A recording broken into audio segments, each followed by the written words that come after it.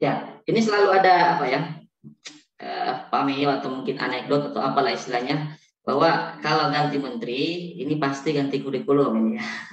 Ini sudah apa ya, menjadi rahasia umum ya. Kalau apa dilantik suatu pejabat di selevel menteri gitu, maka pasti biasanya ada diiringi dengan kebijakan yang baru. Nah, biasanya kebijakan itu akan menyentuh pada core bisnisnya. Apa core bisnis dari pendidikan, yaitu kurikulum ya. Jadi core bisnis dari pendidikan itu ada kurikulumnya di situ. Nah, pertanyaannya adalah, apakah memang ketika ganti menteri harus ganti kurikulum? Nah, ini ada yang bisa jawab Bapak Ibu? Apakah memang idealnya setiap mengganti menteri maka kurikulum juga harus diganti gitu? Boleh di chat box aja Bu kalau mungkin Bapak Ibu kalau lagi apa namanya. Oke, silakan Pak Asis ya, Pak Abdul Aziz bin Torid. Silakan Pak Abdul Aziz, sudah bisa di-unmute.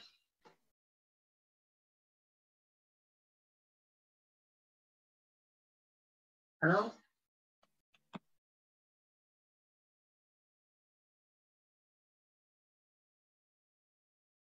Ya, tadi Pak Abdul Aziz raise hand.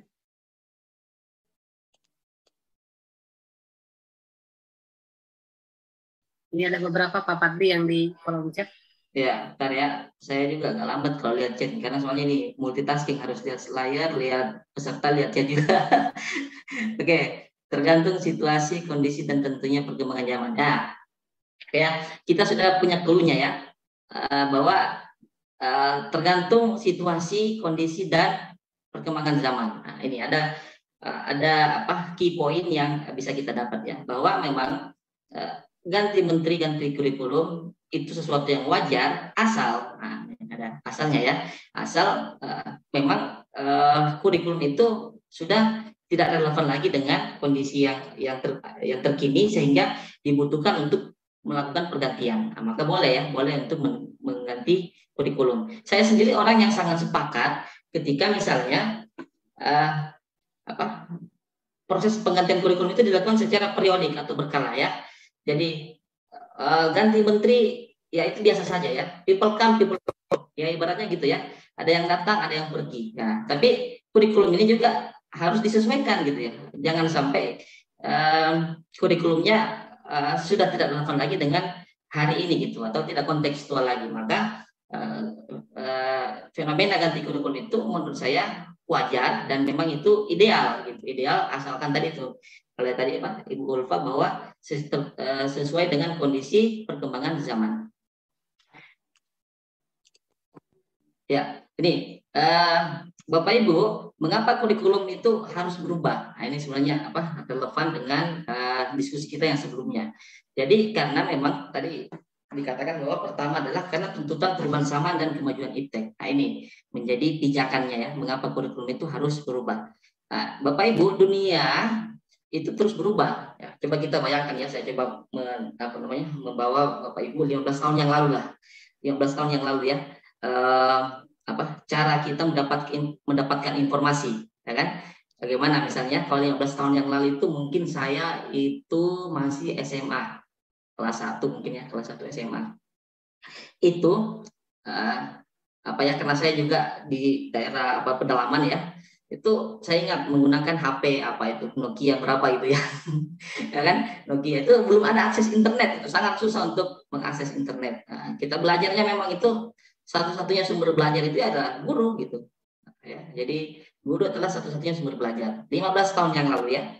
15 tahun yang lalu. Nah, sekarang kalau kita compare dengan hari ini gimana itu kan perubahan yang sangat signifikan. Kalau kurikulum 15 tahun yang lalu itu kita masih gunakan hari yang sampai sekarang, nah ini sudah tidak relevan. Makanya memang harus ada adaptasi, harus ada perubahan. Nah, makanya ini sangat ideal ketika misalnya mengganti kurikulum gitu ya. Nah, selain tadi cara mendapatkan informasi juga passion ya. Passionnya orang itu sudah berubah gitu ya. 15 tahun yang lalu dengan sekarang sudah berbeda seleranya gitu ya. Lapangan pekerjaan juga berbeda. 15 tahun yang lalu ketika kita menanyakan kepada anak-anak kita atau adik-adik kita atau mungkin siswa-siswa kita, kamu mau jadi apa? Nah, mungkin bilang saya pengen jadi guru, jadi dokter, jadi apa lagi? Jadi PNS atau jadi yang mungkin sifatnya yang ideal gitu ya, yang ideal. Coba kita tanyakan pertanyaan ini di anak-anak kita sekarang. Kamu pengen jadi apa gitu? Sekarang ya, paling mereka itu sudah pragmatis itu. Pengen jadi YouTuber, selebgram, jadi apa lagi gitu. Doni Salmanan gitu-gitu. Ya, mereka itu pengen yang cepet gitu ya, yang gainnya cepet. Nah, ini harus kita sesuaikan dengan kebutuhan dari peserta didik kita. Jadi memang kurikulum itu berubah karena memang tuntutan perubahan zaman dan kemajuan iptek. Jadi saya selalu meyakini bahwa tak ada yang abadi kecuali perubahan itu sendiri gitu ya. Jadi selalu tak ada yang abadi ya. Jadi perubahan itu adalah sesuatu yang abadi gitu. Jadi perubahan adalah sesuatu yang pasti atau niscaya. Nah, jadi perubahan terkadang tidak mengenakan ya. Ini Bapak Ibu ya, tidak mengenakan, tapi harus dipersiapkan dari sekarang. Nah, ini harus dipersiapkan. Nah, ini teringat ya waktu awal-awal pandemi tahun 2000 berapa itu? 2020 ya Kang Yoga ya. 2020 pandemi gitu ya, gimana kita gugup dan gagap ya dalam menjalankan pembelajaran daring. Gugup karena tidak siap, tidak siap kan? Ya, aduh, gimana ini mau belajar daring gitu kan? Gagap karena tidak tahu mau ngapain gitu. Ini gimana? Gimana? Itu kan? Jadi memang harus dipersiapkan. Kenapa? Sesuatu yang dipersiapkan saja itu terkadang bisa meleset ya. Apalagi kalau tidak dipersiapkan. Nah ini ya, di sini ini ya. Jadi core bisnisnya atau key pointnya di situ. Jadi kita itu harus mempersiapkan segala sesuatu untuk kebutuhan peserta didik kita. Jadi perubahan juga itu ada sifatnya yang disebut intrinsik ya. Intrinsik itu maksudnya apa ya? Dari dalam. Ya. Ada juga perubahan yang sifatnya akibatkan oleh faktor eksternal atau ekstrinsik atau dari luar. Nah pertanyaannya gini. Kalau kita misalnya masih tetap konsisten atau misalnya kita masih tetap semangat untuk mengimplementasikan kurikulum yang lama gitu ya, sementara terjadi perubahan atau gejolak yang terjadi yang sifatnya dari luar atau eksternal gitu ya. Misalnya perubahan yang sifatnya eksternal gitu. Kita lihat indikatornya itu dari survei PISA misalnya. Apa itu PISA? Mungkin Bapak Ibu sudah tahu ya, Program for International Student Assessment ya. Jadi kita melihat indikator atau peringkat prestasi siswa kita itu kan secara global. Nah, kalau kita lihat di situ kan kita sangat miris sebenarnya ya. Kita berada di 10 terbawah dari 80 negara yang berpartisipasi. Nah ini makanya mau nggak mau ini yang mendorong atau mengeskalasi sehingga perubahan dalam bentuk perubahan kurikulum itu wajib untuk dilaksanakan sehingga ketika misalnya ada selentingan yang mengatakan bahwa ganti kurikulum, ya menurut saya itu sesuatu yang wajar ya, sesuatu yang memang yang mesti untuk dilakukan, asal memang relevan dengan zaman now gitu ya. Oke, Bapak Ibu, yang kedua ya, agar dapat memenuhi kebutuhan belajar siswa, ya. Jadi itu alasan mengapa kurikulum itu harus berubah gitu ya. Ya, kita harus sadar, kita harus ikhlas ya, bahwa siswa kita hari ini itu sudah pada kalau istilah yang terbaru namanya digital native. Native itu artinya fasih ya, fasih digital. Jadi fasih menggunakan perangkat digital. Mereka ini sudah sudah tidak asing lagi dengan gadget gitu, dengan gadget. Dari bangun tidur sampai tidur lagi itu semua berdampingan dengan HP. Nah, ini yang harus kita pahami. Jadi kebutuhan siswa kita itu harus kita harus akomodasi ya. Kita harus akomodasi karena memang seiring dengan perkembangan zaman gitu. Kemudian juga terjadinya pergeseran paradigma pembelajaran. Nah, ini ya. Jadi kenapa misalnya kita harus memenuhi kebutuhan belajar siswa? Karena memang ada pergeseran dari paradigma pembelajaran gitu ya. Jadi pembelajaran hari itu lebih pragmatis ya. Ini harus kita pahami Bapak Ibu yang mungkin ngajar di sekolah gitu ya, itu rata-rata siswa kita itu pengennya yang cepet gitu, tidak pengen lama-lama, nggak betah dengan satu mata pelajaran atau mungkin suatu kondisi yang mereka harus duduk berlama-lama gitu, nggak betah. Mereka itu sifatnya terburu-buru dan tidak ingin lama-lama. Ya, misalnya kalau nonton sesuatu, nonton YouTube atau nonton Instagram, pengennya cepet aja. Kalau nggak bagus di skip gitu, atau misalnya dilewatkan gitu. Nah, ini kita harus pahami, mereka itu sudah menghadapi fase itu. Jadi kita juga harus menyesuaikan kondisi siswa kita gitu. Jadi kita juga tidak bisa memaksakan kondisi kita yang lalu kemudian kita bawa di hari ini, karena tentu sangat berbeda ya. Kalau di beberapa tahun yang lalu itu kita masih sering melihat siswa-siswa kita itu suka main petak umpet atau permainan tradisional. Kalau sekarang sudah tidak ada lagi ya. Saya kalau di kompleks saya ini, kalau saya misalnya ke masjid atau kemana gitu ya, dekat rumah itu, anak-anak itu pada ngumpul di masjid, kemudian pegang HP-nya itu kemudian dimiringkan. Nah, ini sepertinya main game online. Jadi ini kita harus memahami kondisi itu. Nah, yang ketiga, agar dapat menyiapkan generasi masa depan bangsa yang visioner. Jadi masa depan kita atau masa depan bangsa kita itu berada di tangan anak-anak kita saat ini ya. Jadi kita hari ini adalah produk dari hasil didikan guru-guru kita terdahulu. Nah, gitu ya. Jadi kalau kita ingin menyiapkan generasi masa depan bangsa yang visioner, yang emas ya, menuju Indonesia Emas 2045, maka kita harus mempersiapkannya dari sekarang gitu ya. Kenapa? Karena memang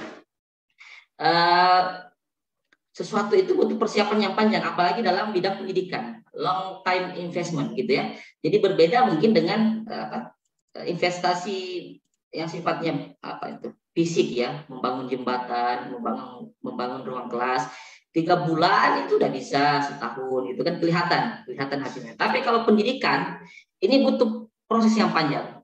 Nah, jadi hanya long time investment karena memang itu prosesnya sifatnya intangible, tidak nampak. Nanti itu nampak itu ketika misalnya produknya itu 20-30 tahun ke depan. Nah, seperti misalnya kita saat ini kan kita hadir saat ini, kita memiliki pengetahuan itu karena adanya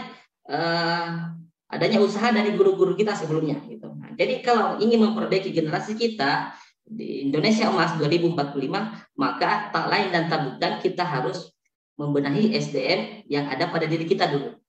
Jadi kurikulum itu hadir untuk membantu untuk menyiapkan generasi masa depan bangsa yang visioner. Karena mereka nanti akan menjadi pemimpin di masa depan gitu. Terakhir, jadi agar siswa kita itu dapat belajar sesuai dengan kodrat keadaannya. Jadi ada 2 kodrat ya, berdasarkan definisi dari Kemendikbud itu ya. Jadi pertama ada namanya kodrat alam dan kodrat zaman. Kodrat alam itu berkaitan dengan lingkungan tempat anak itu berada. Jadi misal anak-anak yang berada di pesisir pantai gitu ya, itu tentu berbeda dengan anak-anak yang berada di daerah perkebunan atau daerah pegunungan. Itu harus berbeda intervensinya. Kenapa? Karena ya memang secara secara geografis dan secara demografis itu berbeda. Maka harus dioptimalkan di sisi itunya ya, di sisi misalnya apa sih potensi yang ada di daerah itu untuk dimanfaatkan. Nah, jadi itu disebutkan kodrat alam, lingkungan tempat anak itu berada. Berbeda intervensinya. Nah, kemudian juga ada namanya kodrat zaman ya, yaitu berkaitan dengan karakter siswa yang tumbuh dan berkembang. Jadi siswa itu membutuhkan tuntunan dari tuntunan orang dewasa. Karena secara sunatullah hakikatnya siswa itu mau nggak mau tumbuh dan berkembang. Nah, nanti ilmunya itu akan bertambah seiring berjalannya waktu. Makanya tugas kita sebagai guru itu memberikan input positif kepada mereka. Karena sekecil apapun ilmu yang diberikan kepada mereka itu nanti akan berguna untuk masa depannya gitu. Kurang lebih seperti itu. Karena mereka nantinya akan menjadi masyarakat, menjadi komunitas masyarakat yang memiliki peran penting di lingkungannya gitu. Jadi mungkin saat ini dia adalah anak-anak kita yang masih lugu, masih kecil, suka berantem gitu. Tapi yakin dan percaya mereka nantinya akan bisa jadi orang besar di masa depan gitu. Kita tidak tahu ya. Jadi berikanlah input-input positif yang membekas kepada mereka. Berikanlah kesan positif, kesan yang bermakna. Kalau misalnya kesan itu positif, maka itu insya Allah akan terbawa sampai mereka besar. Tapi sebaliknya, kalau kesannya negatif, maka itu juga akan membekas di mereka gitu ya. Jadilah pendidik yang wise atau bijak kepada peserta didik kita. Bapak moderator sampai jam berapa Pak? Saya takutnya ngomongnya kelewat ini masih apa namanya? Overlapping lewat waktunya. Masih bisa ya? Kenapa? Masih lama. Oke, kita masuk kepada hakikat kurikulum. Ini core-nya di sini ya.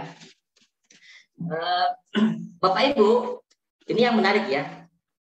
Slide yang saya tampilkan ini adalah slide dari kementerian ya, slide dari Kementerian Pendidikan. Jadi ini ada yang menarik. Menariknya apa? Karena sekelas Kementerian Pendidikan saja itu masih belum bisa mendefinisikan apa itu kurikulum. Nah, ini ya. Sampai hari ini lihat di slide saya kan, sampai hari ini belum ada pengertian tentang kurikulum yang mengikat secara universal. Jadi apa? Misalnya Kang Yoga ini jurusan kurikulum kan ya. Silakan saja mendefinisikan apa itu kurikulum karena memang dari kementerian belum ada patronnya, belum ada pakemnya gitu. Jadi ini ada menurut sebagian ya bahwa kurikulum itu dapat dimaknai sebagai titik awal sampai titik akhir pengalaman belajar murid. Nah, ada juga yang mengatakan bahwa kurikulum itu sebagai jantung atau isi pendidikan. Nah, apa saja yang akan murid pelajari, jika tidak ada jantung atau isi pendidikan, maka tidak ada yang memompa darah atau kosong. Nah, kalau menurut saya ya, menurut hemat saya, kurikulum itu adalah guideline atau pedoman. Ya, pedoman ya, dari mulai titik awal sampai titik akhir pembelajaran itu ada di dalam kurikulum itu. Harus masuk di situ ya. Jadi silakan aja ya Bapak Ibu, silakan untuk mendefinisikan apa itu kurikulum. Jadi saya tidak mengatakan bahwa ini pengertian yang fix atau yang firm karena dari kelas kementerian saja belum menetapkan gitu ya. Oke, menurut Ralph Taylor ya dalam bukunya The Basic Principle of Curriculum mengungkapkan setidaknya ada 4 komponen dalam kurikulum, yaitu tujuan atau goals ya, kemudian konten atau materi ya, kemudian ada metode, cara atau strategi mungkin ya. Jadi kemudian ada evaluasi atau assessment. Jadi secara umum komponen-komponen tersebut diklasifikasikan menjadi 3 hal yang digunakan di beberapa negara. Ini mayoritas ya. Kalau dalam agama Islam jumhur ulama berpendapat itu artinya sepakat banyak orang yang berpendapat atau sepakat banyak negara yang mengadopsi tiga muatan ini. Pertama tujuan pembelajaran itu digabung dengan konten ya. Kemudian panduan pedagogi, kemudian panduan asesmen atau evaluasi. Kerangka atau komponen ini dapat digunakan dalam mendesain kurikulum dan pembelajaran berdasarkan kebutuhan murid. Ya. Jadi student based learning ya, berarti gitu ya. Jadi fokus kepada kebutuhan murid gitu. Oke. Bapak Ibu, ada 2 hal utama yang ada pada kurikulum yang perlu digarisbawahi. Ini ya, pertama adalah kompetensi. Apa yang dimiliki murid sebagai proyeksi masa depan. Nah, ini yang menarik kita diskusikan sedikit ya.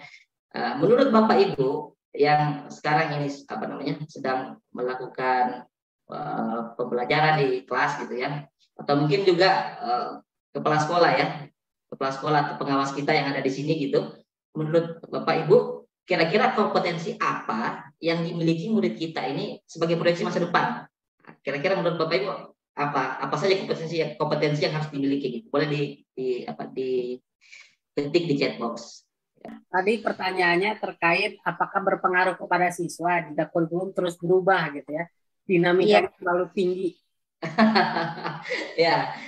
Ya pasti sedikit banyak itu berpengaruh ya kepada siswa, karena kalau ganti kurikulum itu bukan pekerjaan minor ya, tapi itu pekerjaan mayor. Itu soalnya kalau kurikulum itu pasti efek dominonya atau implikasinya itu pertama berubah tujuan pembelajaran, kemudian juga dibutuhkan SDM yang baru lagi, kemudian butuh anggaran. Itu banyak sebenarnya efek dominanya. Termasuk ke siswa. Siswa itu berpengaruh sebenarnya ya, mendapatkan efek domino yang besar terhadap perubahan kurikulum. Tapi kita berharap bahwa kurikulum yang misalnya yang dicanangkan oleh kementerian ini adalah kurikulum yang terbaik dibanding sebelumnya gitu.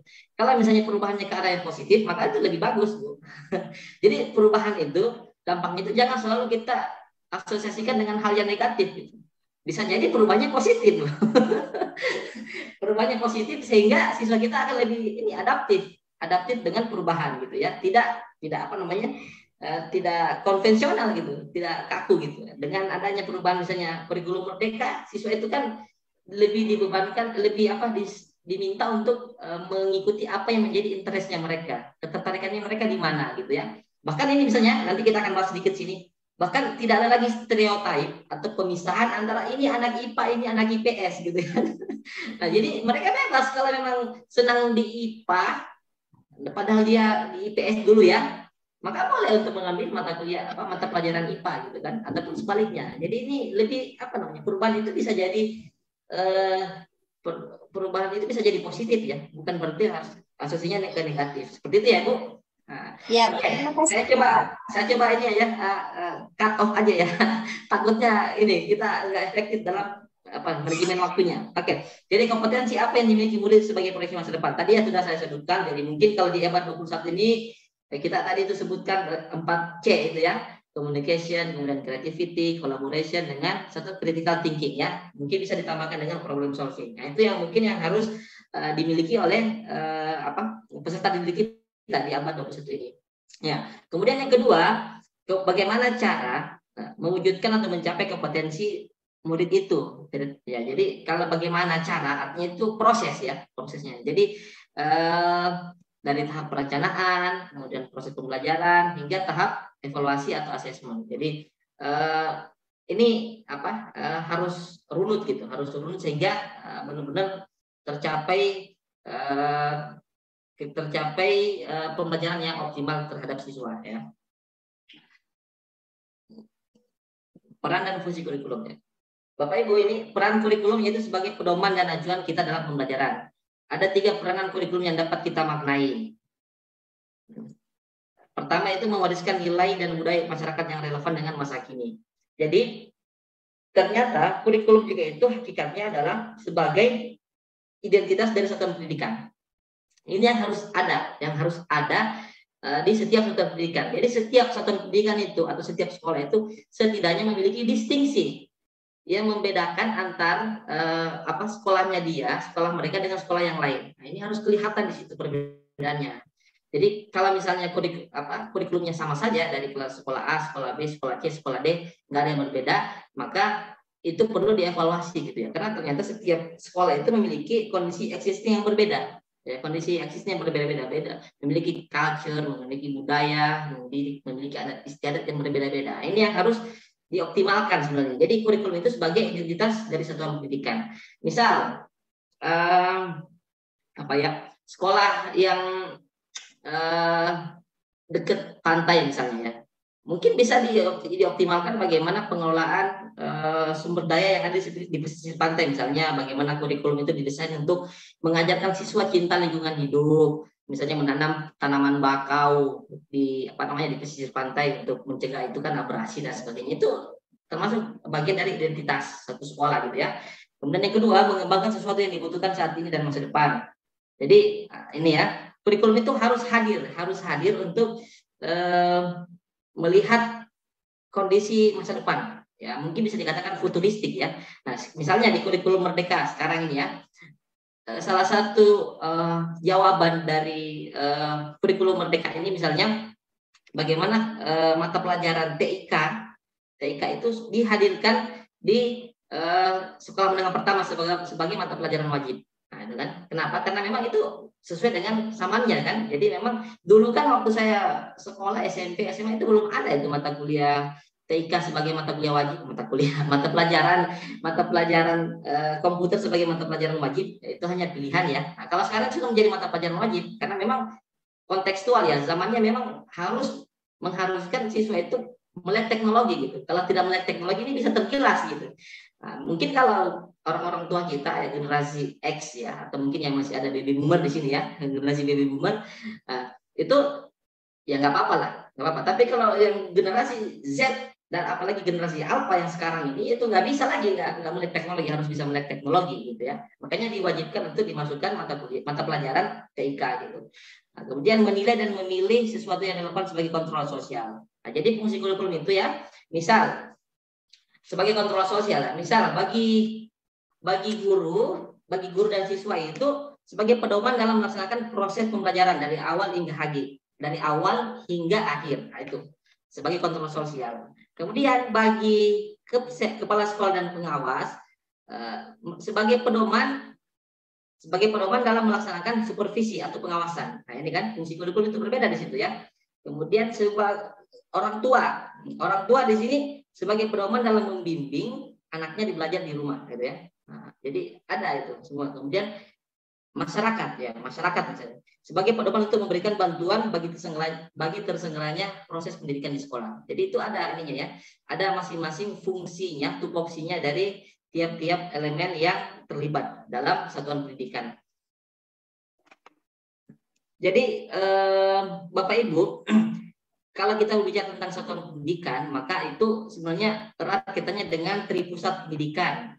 Bapak Ibu mungkin sudah tahu ya apa itu tripusat pendidikan ya. Kang Yoga udah tahu mungkin juga ya. Ya, jadi tripusat pendidikan itu seperti segitiga. Jadi sekolah, kemudian orang tua dan masyarakat. Nah, ini seperti ibaratnya segitiga gini.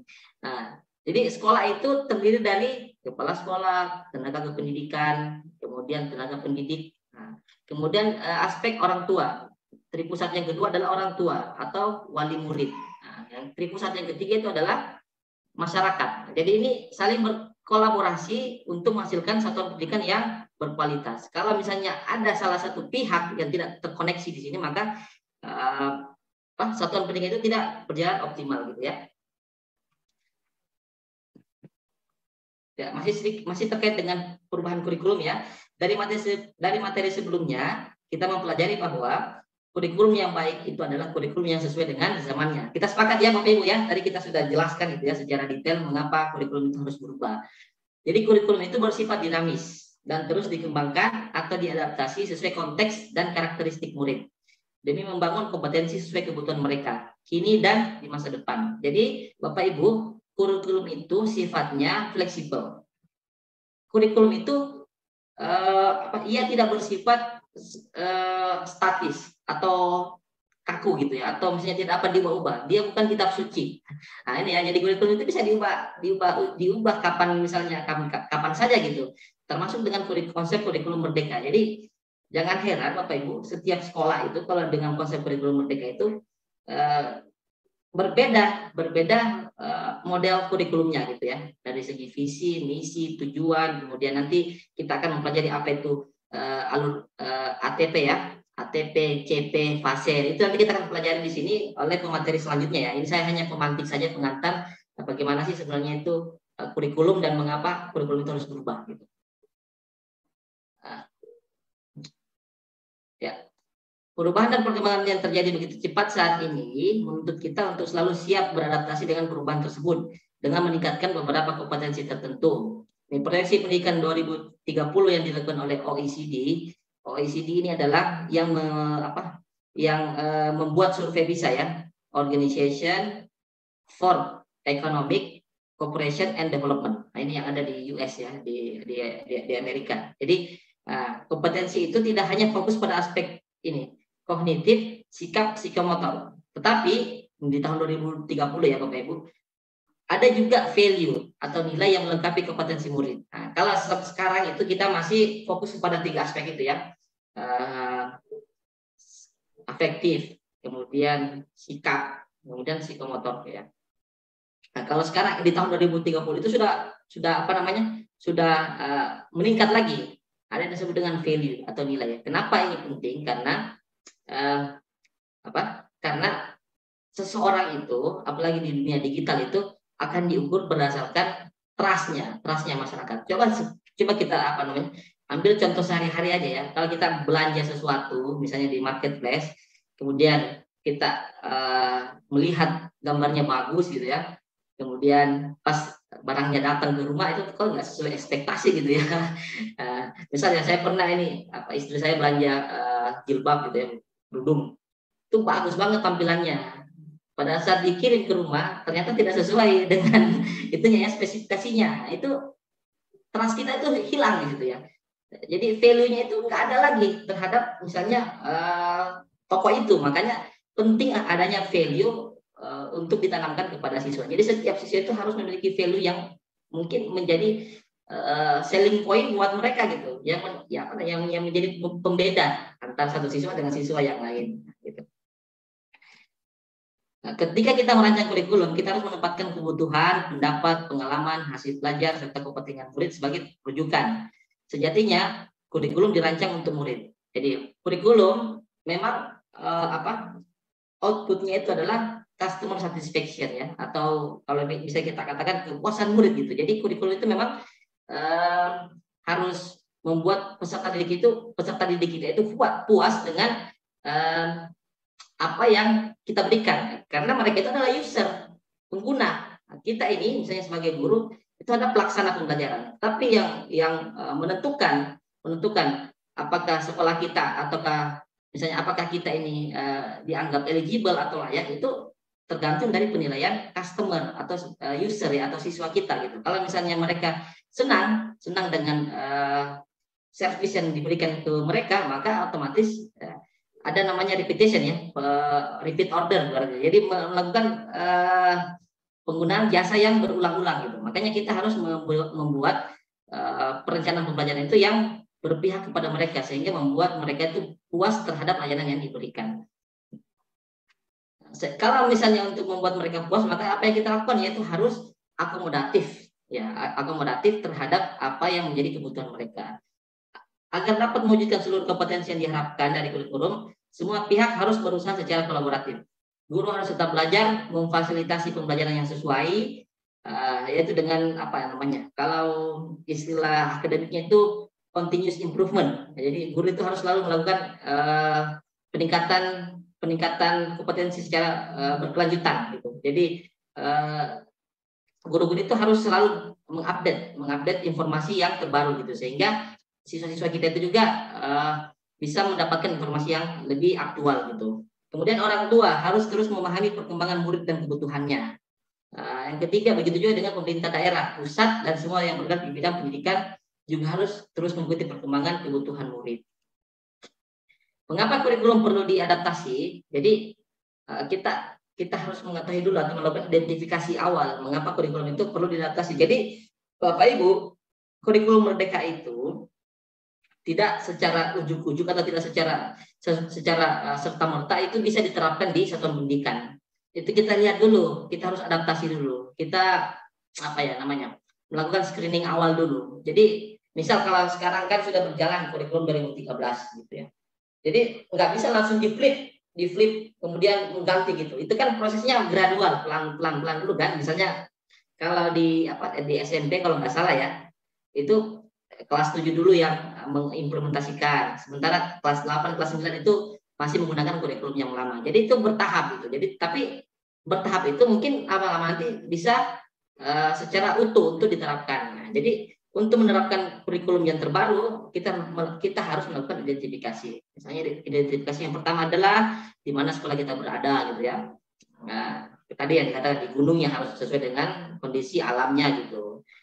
Di pantai juga sama gitu. Apakah di tepi pantai, apakah di tengah-tengah perkebunan, apakah di tengah perkotaan, selama setahun belakangan perubahan apa saja yang terjadi di sekitar sekolah. Apakah ada bangunan yang baru apakah ada bangunan baru yang didirikan? Apakah ada hal-hal yang mengubah kehidupan guru dan murid di sekolah? Jadi ini harus dilakukan screening awal secara holistik. Jadi tidak bisa serta-merta langsung diterapkan gitu. Jadi dilihat dulu. Kalau misalnya ada kondisi yang baik atau kondisi existing yang masih perlu dipertahankan, dipertahankan gitu. Jangan langsung diubah secara 100% gitu ya. Perbedaan lingkungan dan ekosistem sekolah ditambah pula dengan perubahan yang terus terjadi di sekitar kita. Hal-hal ini merupakan sebagian alasan mengapa kurikulum yang kita terima dari pemerintah pusat harus melalui proses adaptasi terlebih dahulu. Jadi pemerintah pusat dalam hal ini adalah GTK, GTK Kemendikbud Ristek itu hanya melakukan apa namanya, semacam memberikan panduan atau mungkin payung besar. Jadi selanjutnya setiap sekolah itu menerapkan berdasarkan kondisi geografis dan demografisnya gitu. Jadi setiap sekolah itu berbeda-beda. Silakan aja mengimplementasikan sesuai dengan karakter atau uniqueness dari sekolah itu gitu. Jadi pemerintah pusat itu hanya memberikan payung saja, memberikan guideline. Selebihnya masalah implementasinya silakan di sekolah masing-masing. Nah, kalau misalnya di Amerika, kebetulan saya mengambil program studi Educational Leadership and Policy Study, kepemimpinan dan kebijakan pendidikan. Saya melihat kebijakan pendidikan di Amerika itu, mereka itu juga sebenarnya tidak sama hasilnya. Sistem kurikulumnya itu menarik karena antara satu negara, satu state dengan state yang lain itu berbeda, sangat berbeda. Bahkan satu sekolah itu berbeda gitu. Tapi mereka itu dipayungi yang disebut dengan Common Core. Common Core itu ya, jadi itu tadi ada batasan-batasan yang telah ditentukan oleh kementerian gitu. Kalau di sana itu namanya federal ya, jadi Educational Board di bawah naungan federal. Bentuk adaptasi kurikulum sesuai dengan kebutuhan murid-murid kita, sekolah dapat diterjemahkan dalam kurikulum operasional satuan pendidikan. Nah, ini yang sekarang kita sedang melaksanakan workshopnya. Jadi nanti setelah materi saya, nanti itu oleh Ibu Firra dan Bapak Irfan itu akan memberikan pencerahan terkait dengan itu kurikulum operasional satuan pendidikan. Jadi secara detail nanti akan dijelaskan oleh pemateri kita selanjutnya ya. Ini saja ya tentang kurikulum merdeka atau lebih dekat dengan pembelajaran paradigma baru. Jadi kalau saya mengatakan pembelajaran dengan paradigma baru, maka itu asosiasinya pasti ke kurikulum merdeka ya. Jadi paradigma baru itu adalah pasti reverse-nya ke kurikulum merdeka, atau juga bisa dikatakan kurikulum prototype ya. Itu sama aja sebenarnya prototype. Jadi kurang itu hanya what is the name, apalah arti sebuah nama gitu ya. Tapi intinya kurang lebih sama ya, sama kontennya. Jadi pembelajaran dengan paradigma baru merupakan upaya menumbuhkan pembelajaran sepanjang hayat sesuai dengan profil pelajar Pancasila. Jadi ini ya Bapak Ibu yang di satuan pendidikan sekarang itu visi pendidikan Indonesia itu merujuk kepada ini ya, profil pelajar Pancasila. Menuju Indonesia emas, menuju Indonesia maju yang ini turunannya adalah ini, beriman bertakwa kepada Tuhan Yang Maha Esa, berakhlak mulia, mandiri, benar kritis, berkebinekaan global, gotong royong kreatif. Jadi itu visi Indonesia, visi pendidikan Indonesia itu adalah misalnya di sini ya. Kemudian di bawahnya itu adalah merdeka belajar sebagai alat untuk mencapai itu ya, merdeka belajar. Alatnya untuk mencapai profil pelajar Pancasila. Merdeka belajar itu misalnya di satuan pendidikan itu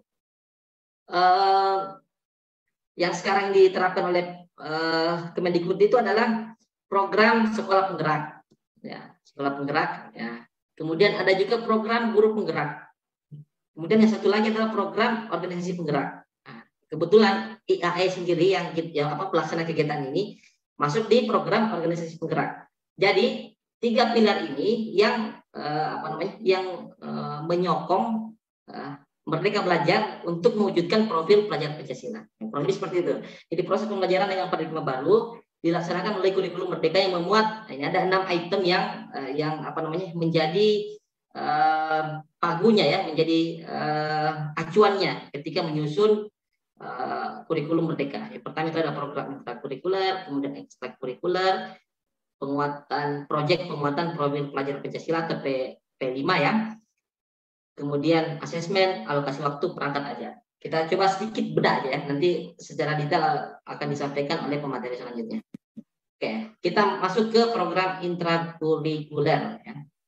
Jadi intrakurikuler berisi muatan atau mata pelajaran dan muatan tambahan lainnya seperti muatan lokal jika memang ada di satuan pendidikan. Kegiatan pembelajaran di dalam kelas diharapkan dapat mengembangkan kompetensi murid sesuai dengan capaian pembelajaran pada fasenya. Nah, ini Bapak Ibu yang terhormat, ketika kita berbicara tentang kurikulum operasional satuan pendidikan, maka sangat erat kaitannya dengan fase. Jadi ini yang harus dipahami ya. Jadi ada namanya istilah fase-fase ini ya.